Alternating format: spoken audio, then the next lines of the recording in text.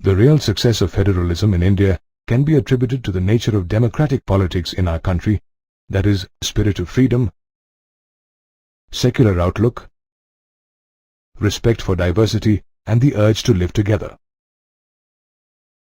The most important tests for this success were the creation of linguistic states, language policy, and center-state relations.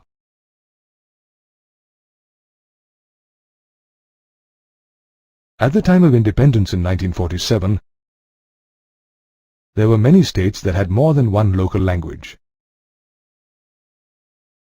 However, in 1956, under the State Reorganization Commission, the states were created on the basis of language. During this time, many small states disappeared and new ones came into existence. Did you know? Bilaspur was an independent state till 1954, after which it was merged as a district in the state of Himachal Pradesh. In 1966, Haryana was created from the state of Punjab.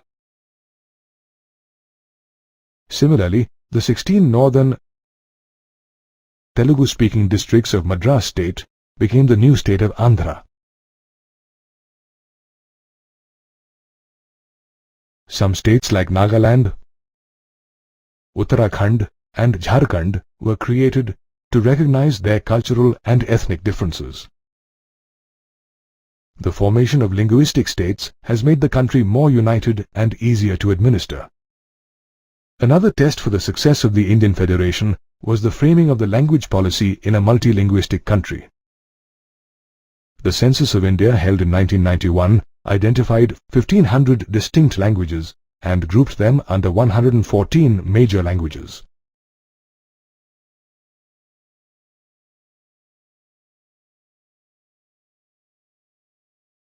Out of these 114 major languages, our Constitution recognizes 22 scheduled languages. Hindi is the official language, although there are some states that conduct official work in their own local language. According to the Constitution, the use of English as an official language was to stop in 1965. However, this did not happen due to the opposition and agitation of non-Hindi speaking states. The Official Language Act states that English would remain the official language of the country so long as non-Hindi speaking states desire. Restructuring and division of powers between the centre and states is another factor that contributed to the success of federalism in India. At the time of independence, the central government and the state governments were ruled by the same political party, namely the Congress. After 1967, when some political parties from the opposition came to power in different states, the relations between the centre and states began to change. The central government often misused powers and dismissed the state governments led by the rival parties. This was against the spirit of federalism. After 1990, all this changed when a coalition government was formed at the centre. Regional parties became more powerful in the states and different parties formed an alliance. For example, the UPA and the NDA. Under this arrangement, the culture of power sharing and respect for the autonomy of state governments spread in India.